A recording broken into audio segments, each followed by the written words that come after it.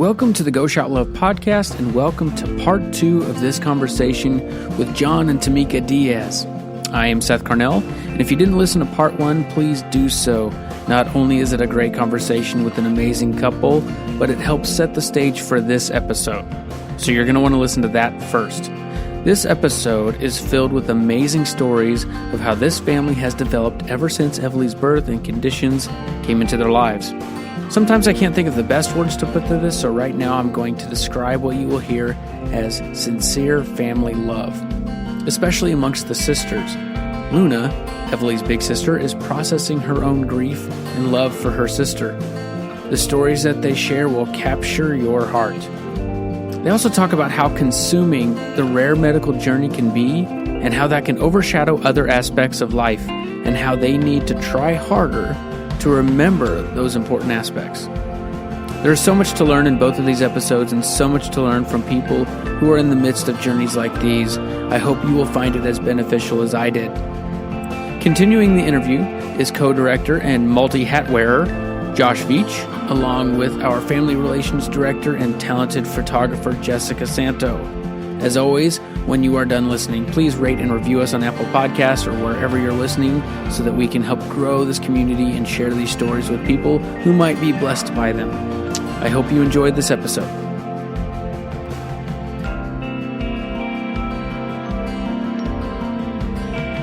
You mentioned that grief will always be a part of your journey. And I think something that we learn as we grow older is that we kind of become the sum of our experiences in some ways. Our life kind of just shapes us. And one of the things we were talking about earlier is how Luna has been shaped by having Evely as a younger sister.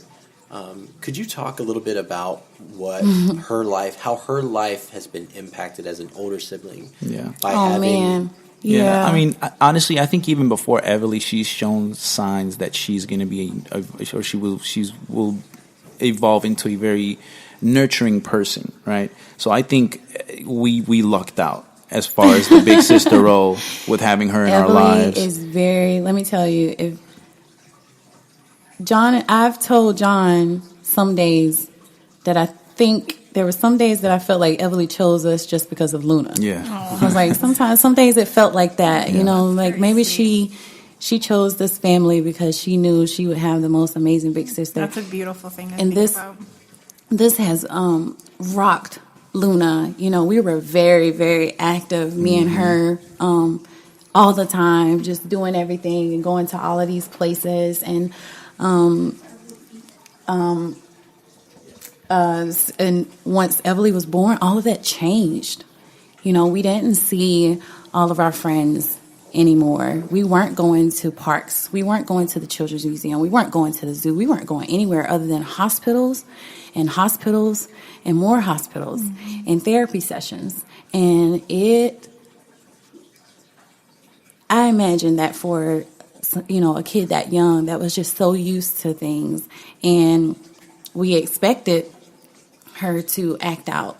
You know, we expected her to be rude. We expected her to misbehave, but it never came. If anything, it was the opposite. She jumped in, you know. She jumped right in. And even at that age, like, to be so young but still understand and know that, you know, you have to have a certain tone with your sister when she's having, you know, one of her little, you know, cry sessions, or when she's not feeling good. And, you know, to, you know, be helpful with us and to, you know, be patient with us. Yes. She was so young, but it was just like, she's like, I'm ready. It was like she was, like she knew, like, you know, I'm ready for this. I know my role. Earlier she jumped in and helped feed her. Yeah. And so it seems like that's just kind of naturally developed. Yeah, and that's her. Been, you know, since. But we're not talking about a teenager either. We're talking about a 5-year-old. She's 5 right now. 5 now. 5 right now. And we were talking about when she was, she was like 2 years. I remember when Evely had just come out of heart surgery. And Evely, the baby that we saw after that heart surgery, Jon and I was like, step back. That's our baby. She was completely different. And they hadn't even gotten around to like fixing everything. This was just okay, well, we're going to start here because this at the very least should give her more energy. And she was just so happy. Happy, smiling, laughing. From ear to ear. Yeah. That's when the feet start kicking again. So Luna was in the hospital bed with her, and Everly's like a few days after heart surgery. And Everly grabs one of Luna's ponytails, and she's just shaking it, and she's just having so much fun. And Luna has this face, like this look on her face. She's super annoyed. Like she is. It is clear that she's very annoyed. So I'm like, Luna, why don't you just move? Like, get down. It's okay. Like, and she's like, no, she's having fun. So yeah, that's how she's always been. I was like, well, you don't look like you're having fun. You don't have to be in pain. So she was like, it's okay. She said it doesn't hurt. She just keeps doing it. But I mean, I can honestly say that I am extremely proud as a father. Yeah. For the way that she acts and she is with her sisters, not just Everly, but especially Everly. But yeah, it makes me so proud, and it just kind of reassures me to know that, you know, she's an amazing human being, and we're going to try our best to, you know, make sure that she stays on that path and it also gives us peace of mind in the future. It too. does. Like, it does. Okay, we know that. Like Everly, Everly's going to be good. okay. Yeah. She's good. Regardless, she's good whichever which way you know, around. if something happens to us or anything, like she is good. She has a sister that has her back. Luna knows already the ins and outs. She went to Everly's last echocardiogram with a Your Body Science book, and she had taking notes. and she had the book out during the echocardiogram, and she asked the tech all kinds of questions, like what he was looking at, what the different colors on the screen meant, like everything, like which part of the heart, you know, he was looking at on the screen, and he was like, how did you say she was again? But, you know, we know, like, well, she is good. Jon and I, we were going to was it the mall or Target? We were going somewhere, and Jon tells Luna was in a fashion show. That's what it was. Luna was in a fashion show, and Luna and I were supposed to go so she could pick out her outfit. So Jon was like, you know what, Luna? I think Mommy and I are going to go. We're going to leave you here at 7:00. We need you to hook Everly up to her feeding pump because that's what time she needs to have her dinner. And she was like, well, who's going to take care of us? And he was like, you are. You're going to take care of Everly and Sky. And he said, I need you to feed them, and I need you to take care of them, and then we'll be back. She was like, and okay. she said, okay. All right. Okay. And you know what? She probably would. I know. Jon told her, he was like, I think you're responsible enough at this point. It's time to start, you know, you're 5, you know, grow up. You remember when you were in Charleston, the last time that you were in Charleston with Everly, and Luna was with my sister. Yeah, her sister. And what was the first thing that Luna said when you saw her? We had not seen. We saw Luna.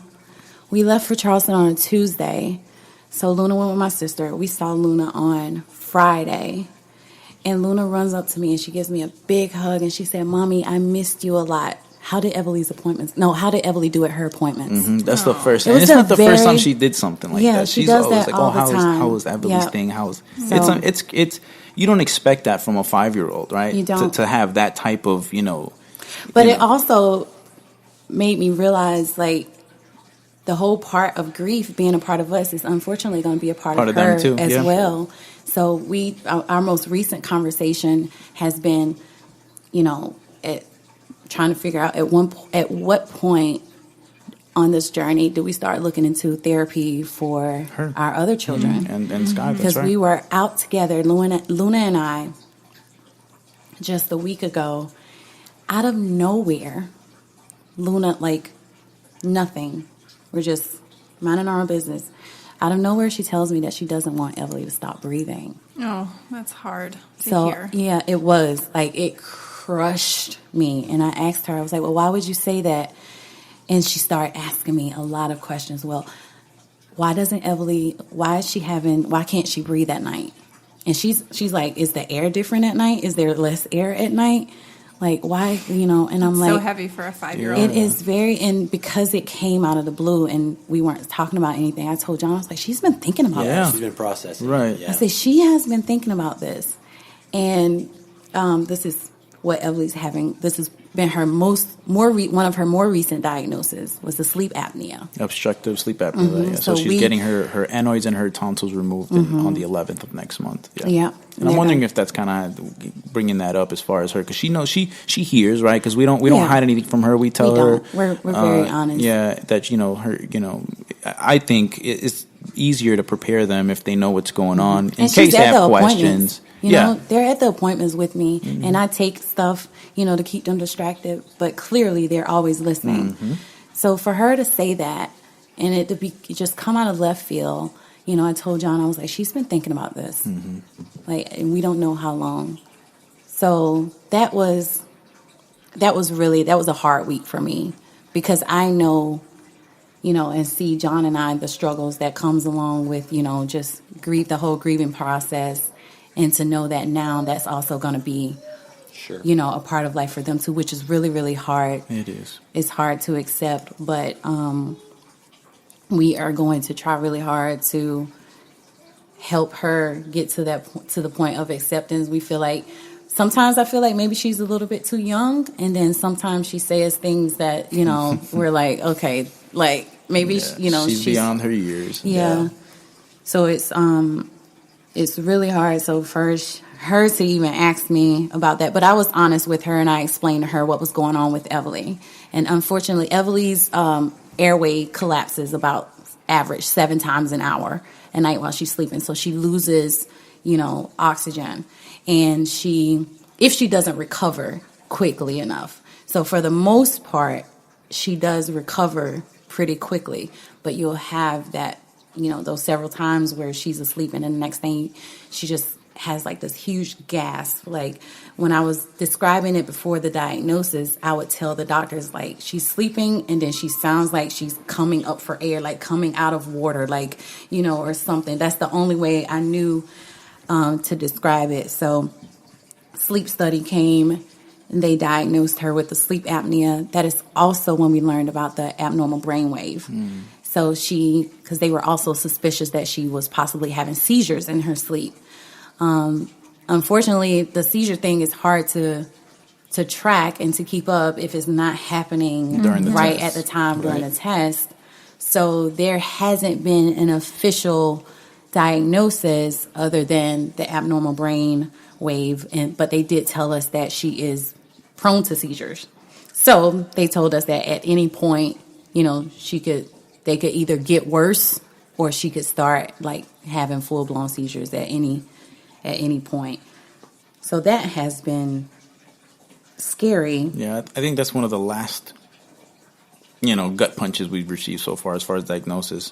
Yeah, like we have ones. been really like putting her, like taking her everywhere, taking her to every doctor, anybody that can give us any insight, as Evely as a whole, so that maybe we can get a diagnosis or official diagnosis, so that we can have this umbrella of things and we can know what to expect. Like, okay, with this diagnosis, this and this and this and this and this happens. So that's kind of what we have been wanting. So this was kind of one of our last things, was taking her back to Charleston. I've gone to Charleston a few times with her over the summer.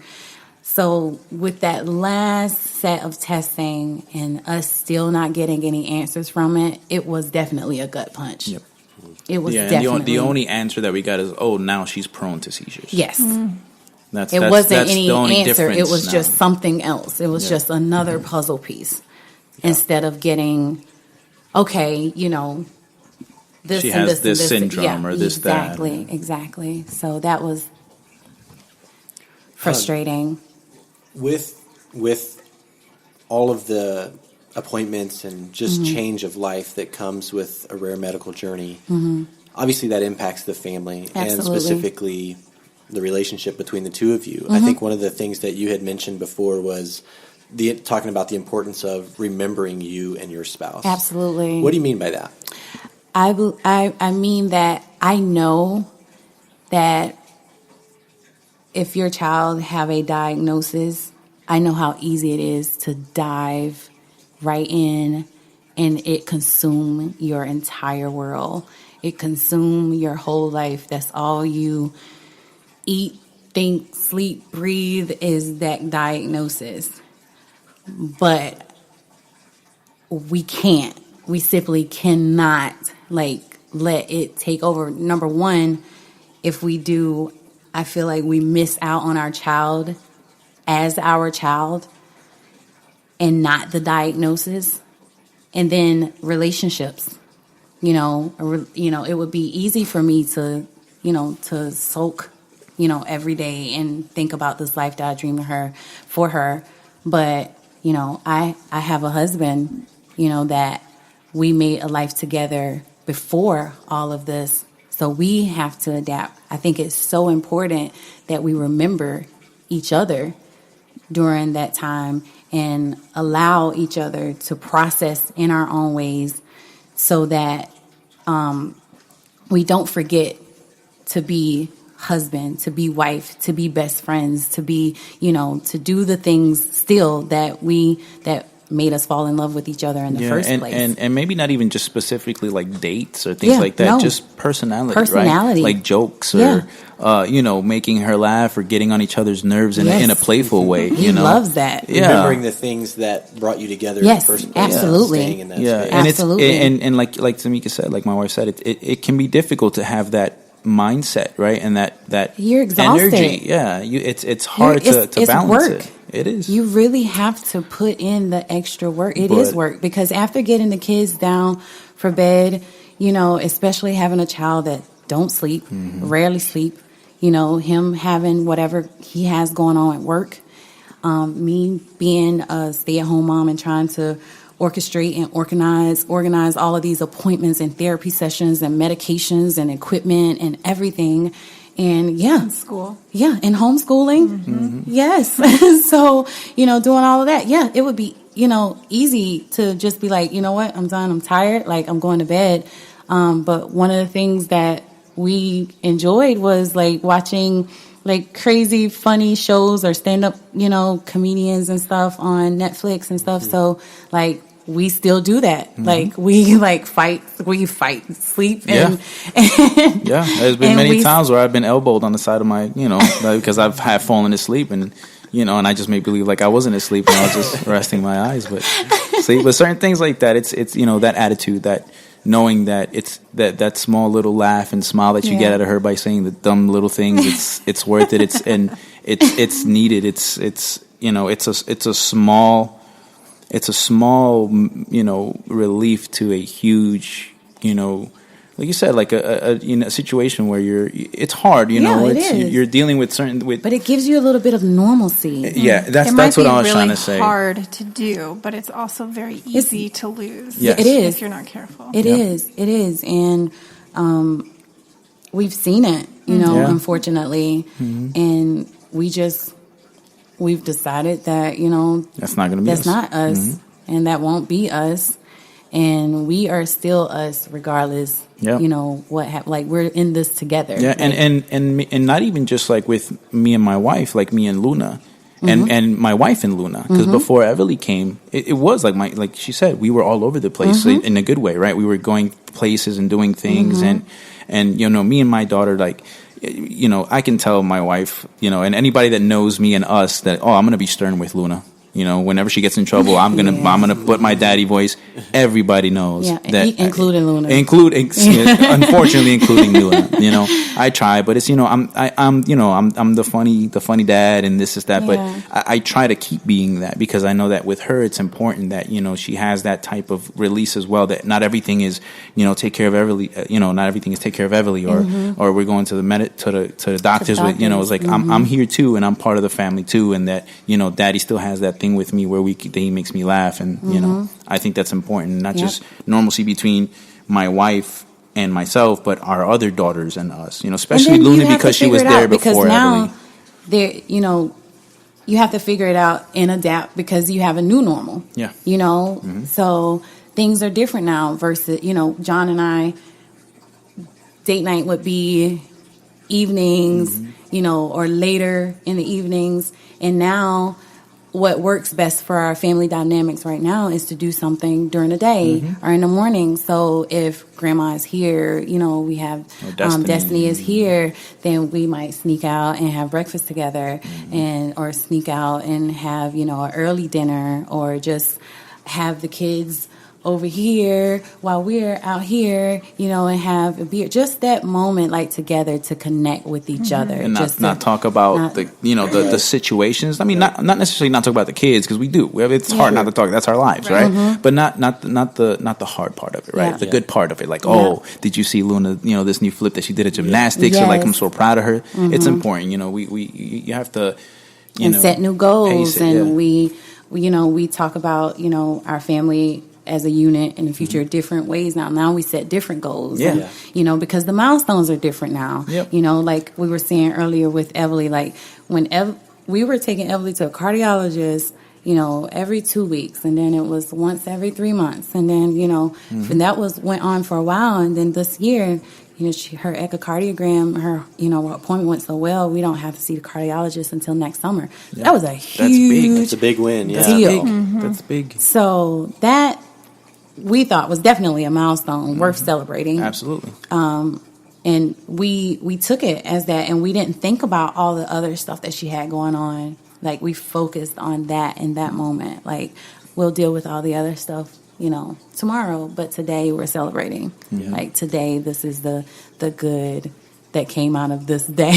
Right. So often we focus on home being a location. Yes. Instead of, like, the people that we know and can trust and are safe with. And it sounds like you guys have done an awesome job of keeping that between the two, like with the two of you, which no doubt I'm sure has impacted how Luna has gone through that and has helped her develop. And just another great example for her of like how to do life, even when things are hard. And that doesn't mean you don't grieve and you don't process hard emotions, but like you said, it doesn't mean you have to lose everything in the process. You do not have to lose everything in the process.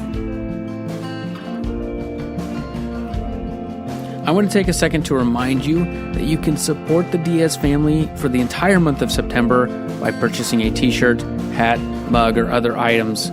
Half of all proceeds will go to help the family purchase a safety sleeper bed for Everly.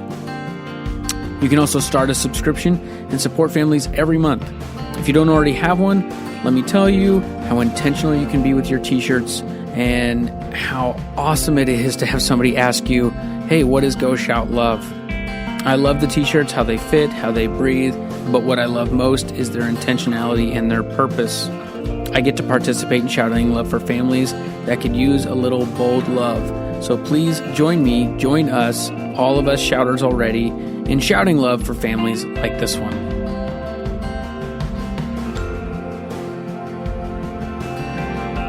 Before we wrap up, the t-shirt design that we're going to be launching as people are listening to this, is see and be the good. Yes. And part of that is driven by the sight element and how that Everly brings so much to the world. You mentioned how you see so much now because of her. Because even of though her. she can't physically see. But also the element of being the good, and there's a certain level of advocacy that comes with that. Absolutely. And that's a word that a lot of parents talk about. And that means, for a lot of people, that means different things. What does that word mean to you as a mom? Just not backing down,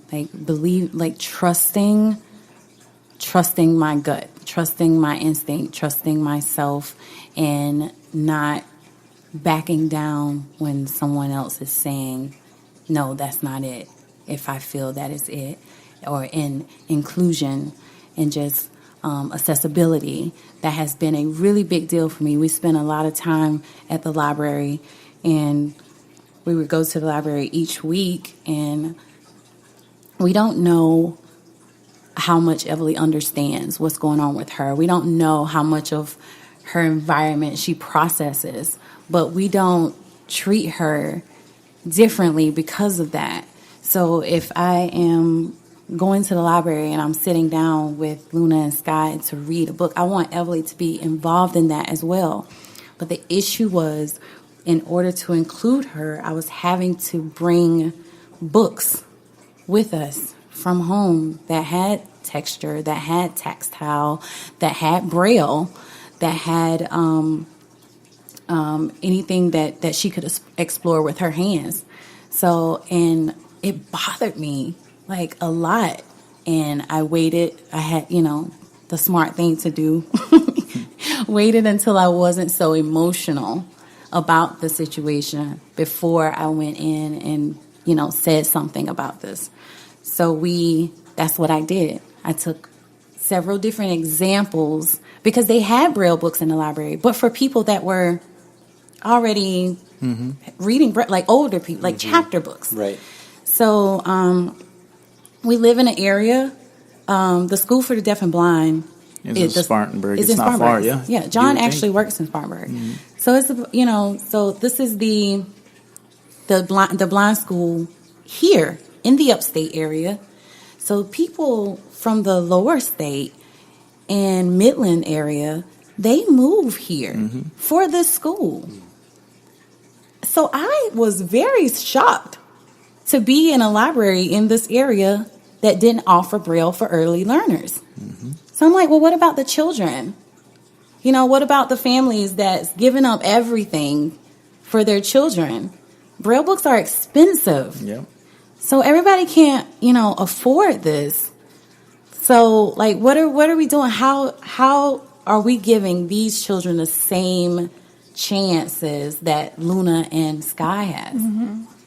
Because Luna and Sky can go to the library and learn about whatever they want, as much of it as they want, with no problems. So why shouldn't a child like Everly be given that same thing? And I've also learned that, in the community in the blind community, the one thing that they don't have a lot of is independence. Like, unfortunately, when you're blind, you have to depend on someone else for every single thing. They don't have privacy because you have to have somebody help you with your banking, with everything. It's something as minimum as ordering food. John and I have yet to find a restaurant that has a Braille menu. Mm-hmm. So even ordering your own food, so I'm like, but not the library. Like, this shouldn't be happening at the library. So I talked to several people, and we were able to get the local government involved. And thankfully now the Greenville Local Library has several options for young readers. Yeah. As far as Braille. And Braille one of the things that made me as a husband feel good is because this is all my wife. I had nothing to do with this. This is all her. I mean, I was there for her and I supported her for doing it, but this is all her initiative. She went up there, she talked to these people, and it felt good because I remember that after everything was said and done, and they told us that, yeah, we're going to have these books. They went out to go get some of these books, and they were already on hold, which means that other families were already taking advantage. It was a while before we were even able to check out some on our own, because before they could even hit the shelves, families were putting them on hold. And you wanted to say, you're welcome, and you're welcome. Yes, it made now it's my turn to have somebody help me, please get a book. It was so it was such a feeling because I knew that it wasn't in vain. Yeah. There was a need, clearly. Yeah. I mean, even the last few trips to the library, they haven't even been there. They've all been checked out. And what I think an important point to that is that this is nothing, not a smear to like the Greenville library system, because what it is it's not that they don't want to help, because when Mika brought it to them, nobody gave her an issue. They thought, oh, this is amazing. We didn't know. It's ignorance to a certain degree, right? It's people don't know, but that's why as parents that are advocating for their kids, you have to speak up, right? You have to say, that wasn't just for Evelyn. Exactly. You're not just advocating for your child. Yeah. You're advocating for every single child out there. And if you speak up, you'll see and you'll realize that as humans, as a race, people initially you would think or you would see that they're willing to help. They want to help. Right, this is like in the situation with the library. That was smooth once Mika said something, but it's because she said something. Because even the Braille books that they had, the Braille wasn't even in the correct format. Yeah, and I told them that. I was like, this format isn't even used anymore, and they didn't know. Sure. Yeah. How would they know unless somebody like a parent goes and say? But I think advocacy is just a voice. Right, a voice to represent your kid, and not just your kid, just other kids and other people who are going through the same thing that you are. As a family, What I mean by that is people that are going through the same thing, we need to have each other's backs. Absolutely. We have a lot of support groups that we are part of on Facebook for several different things. And I can't tell you how much amazing information and points and resources that we have given as well to people because of this voice, right? That we have. We advocacy is a voice. Advocacy is their voice, exactly. We have to speak up for them so that we can give them a better world, so that they can have the same opportunities as the next child. Like, things may be different in their world, but different doesn't have to be seen in a negative light. Different doesn't have to be, something that's bad or anything like that. It's just different. Yeah. And, I told them that. I said, well, I just think that the children in this community, whether they're blind or visually impaired, because I also advocated for large print books for those children as well who have, low vision or little vision. And I'm like, we need to be able to give them the exact same, opportunities as any other child. So yeah, they're already going through enough. The last thing they need to do is have to jump another hurdle, but only because of ignorance, right? Exactly. Only because people don't know that, hey, we can give them that opportunity. We can give them those resources. It's just asking the right people and saying, just saying something, speaking up. Last question, John. What would you say to a dad who is receiving a diagnosis of a rare medical journey? That's tough. So it's tough, but when you asked me that question, I immediately went back to us being in that tiny little room, sitting down when that nurse and the doctor came in and sat us down. Everybody deals with things different. Everybody has their own emotions and ways to express those emotions. Me personally, I've never been a screamer or a crier or anything like that. But that day, I was probably the closest to doing all of that. But you have to understand that, in my situation, the way where I was, I had to hold it together because I was a mess. Well, yes, and you have to understand that it's tough, and there has to be a voice of logic and reason, because in that state of mind, there's no logic, there's no reason. All it is your world is crashing, right? So you do things that you would normally not do or say. So I just needed to make sure that I was that pillar for her, so that when she went through it, to allow her to do that, and just know that it's not bad to show your emotions, right? But just be careful when you do it, where it's not going to negatively affect the person that you're showing it to. I had my own breakdown when I wasn't around anybody. I was taking a shower by myself, and I had my own little breakdown and did my own thing. But not because I was ashamed, because I'm not. I am proud to say that I was worried and concerned about my daughter, and I don't care that nobody saw me because of that reason. I just didn't want my wife to see it, because I needed her to know that, hey, you're good. Go ahead and lose it, because I'm here and I'll hold it together until you can stand together.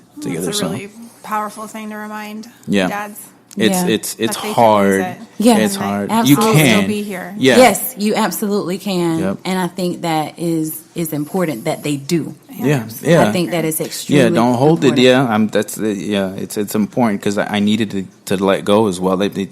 It's tough, it's that's your kid, that's your daughter, that's your son, that's your, because it's whoever. hard on him too, because he wants to be with us on every part of the journey, but he's taking care of us. So he can't do both, so he, it's a huge, sacrifice. So if I'm at the hospital receiving not great news and he's not there, it weighs really heavy on him. And I know that. And that's why during those times, even recently, during that time, I would pretty much tell him, like, no, I remember you didn't even want to go to the gym. He didn't even want to go. And I was like, no, you have to. You have to go, because you got to work through it. Because, and that, I think that is important too. Like, recognizing, back to keeping our eyes on each other. Like, this diagnosis affects everybody. It affects all of us. Not just, Everly, not just me as a mom. Hey, dads go through it too. Yeah. So, I think it's really hard for dads. I think that's one of the hardest things for him is like wanting to be there, especially during those hard appointments, especially during that time. So, I would tell him, nope, you got to get it together. Suck it up, dude. Go work it out, because go work through it, go handle it, go deal with it, because, if not, then it just bottles up, and then boom, it turns into something really, really big. But if we work on it little by little, then, and just focus on that moment at that time. See, that's my struggle. I've always been a planner. I plan everything ahead. I plan my kids' birthday parties months before anybody's even thinking about their parties. So now having a child on a rare diagnosis journey, it really comes back to bite me in the butt, because thinking about the future for Everly, it's scary, and it gives me crazy anxiety, and I have to teach myself how to scale it back and say, okay, well, this is what's going on right now. We're not here yet. Mm-hmm. So focus on I have to have pep talks with myself. Focus, Mika. Focus. Mm-hmm. This is what's happening right now.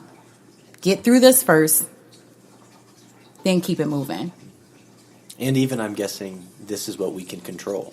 Yes. Because so much of anxiety can be based on worrying about the things that we have absolutely no control over. Yes, absolutely. Mm-hmm. Absolutely. And it's the trying to be used to the whole fear of the unknown. Right.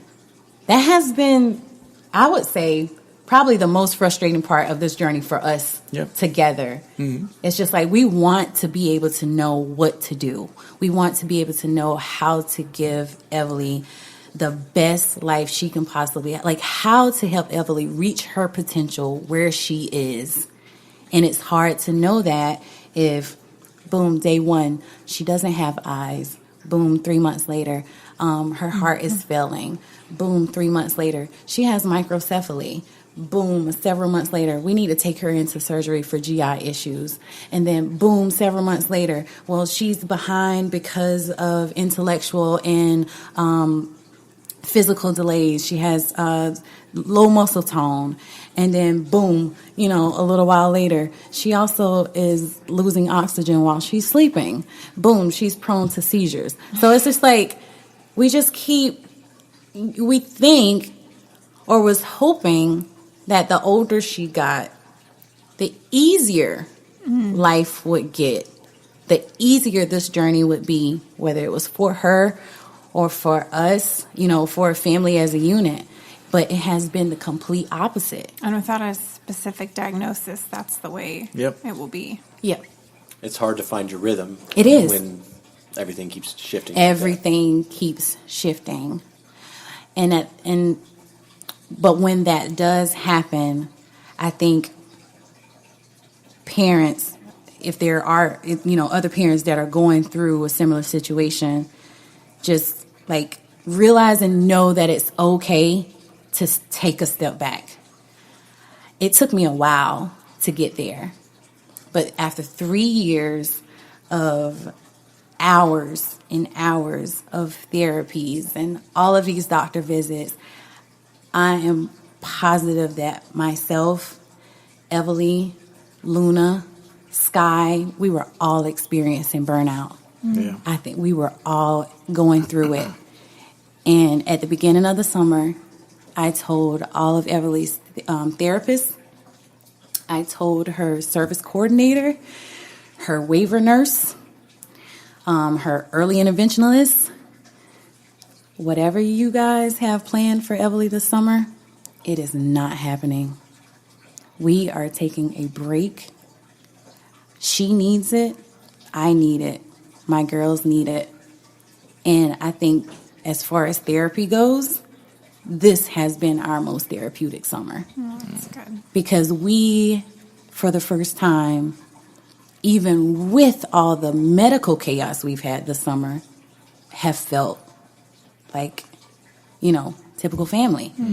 Because our house, I would tell Jon, I would be so frustrated, like if our doorbell rang, and if somebody knocked on the door, it was probably the UPS guy, and it would just trigger something. Because I would feel like our house was a revolving door.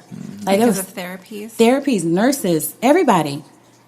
People with when ordering medical equipment. And like there was somebody always, even if we wanted to say, we're not doing anything today, we're just gonna lay low. We couldn't do that. We couldn't have a day where we would just stay in our pajamas. Like we couldn't just have a day where we just stayed on the couch and just watched movies all day. It was always something to be done. Organize appointments. Get her ready for therapy. Hurry, hurry, hurry, girls. Somebody, whoever, is going to be here in a few minutes.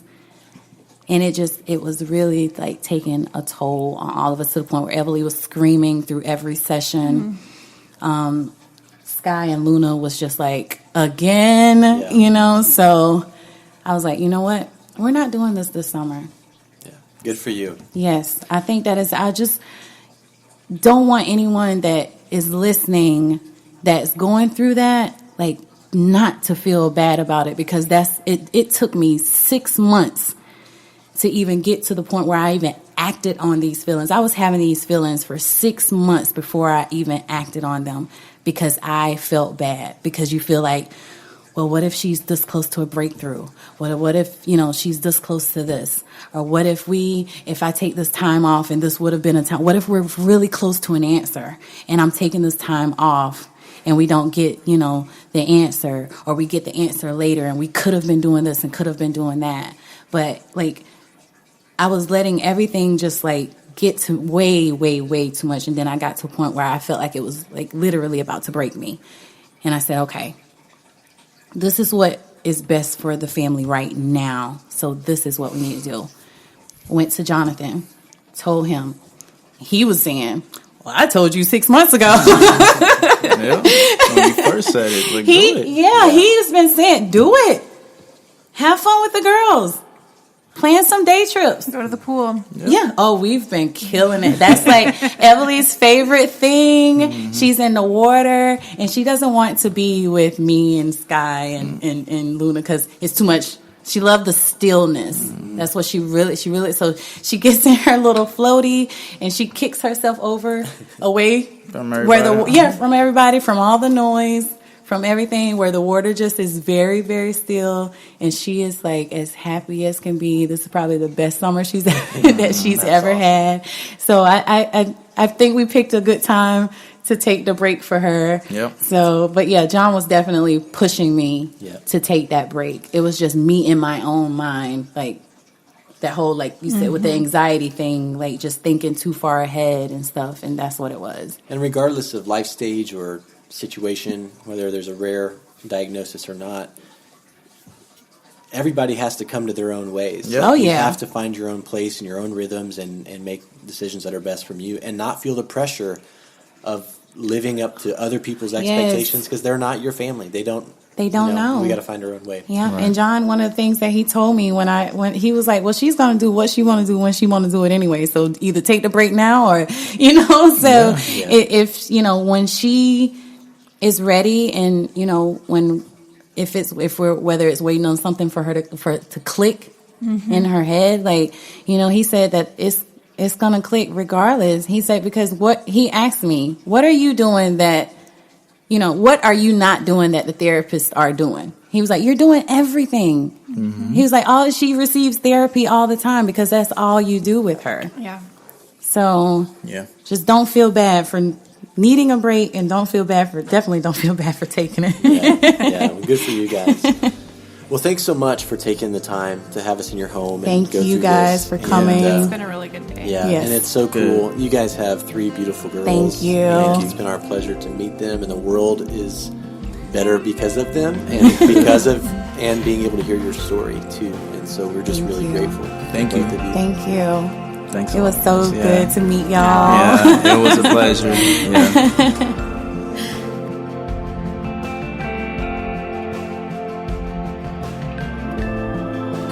Thank you for listening. I don't have much to add other than I hope you enjoyed and took something away from these episodes. Please share the story and share Go Shout Love with friends and loved ones or a random person in the grocery store. People everywhere need a little love. Families like these need community and support. You need a t-shirt with a purpose. A comfortable, form-fitting, well-designed, made from materials with a purpose t-shirt. Go purchase a shirt, start a subscription, rate and review the podcast, and after that, go shout some love. Thank you.